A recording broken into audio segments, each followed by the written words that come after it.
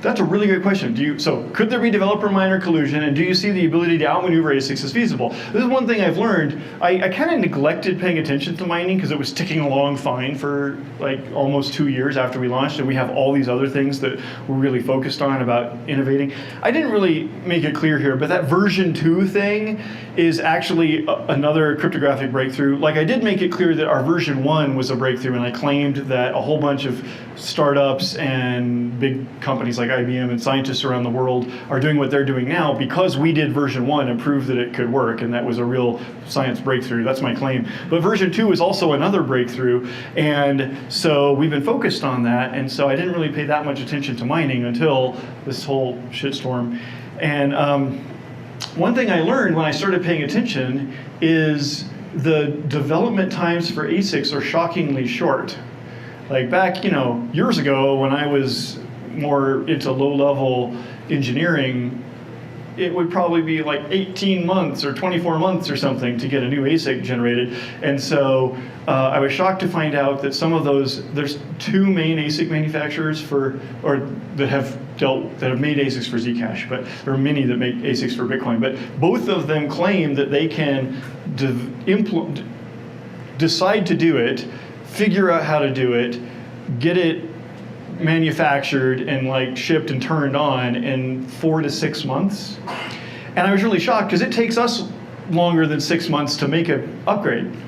So to your question, is it possible to outmaneuver the ASIC manufacturers? That was a really interesting realization, is that like we don't do the Monero style of saying, ooh, we're going to catch everyone by surprise and we're going to announce a new policy and then deploy the new policy as fast as possible. Instead, we try to do this like multi-year horizon thing so that no one's caught by surprise. And that actually means any change that we decided to do, it would take longer than 6 months before it would kick in. That doesn't mean we couldn't make something that was more ASIC resistant. ASIC resistance is a scalar, not a binary. Like Ethash is a lot more ASIC resistant than the old Kryptonite was. And the current Equihash, so Ethash is the one in Ethereum, Kryptonite's the one in Monero. The current one in Zcash is in between those two.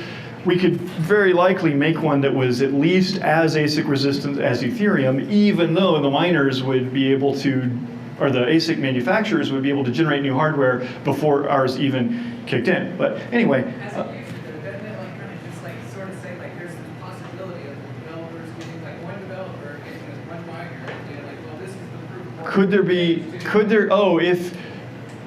be collusion between developers and miners? Yeah, that is actually one of my problems in the whole mining debate, is if you do go for this idea that the developers are going to sort of catch the miners by surprise or keep changing it so the miners can't keep up, that does indeed, as this guy's saying, could the miners and the developers collude? That means it's kind of like the developers are holding this giant fire hose of money and deciding where to turn it, and that means there's going to be a whole lot of pressure put on them, either overtly or covertly, for which direction they ought to point it next. Does that make sense? I really would like to minimize that effect. Oh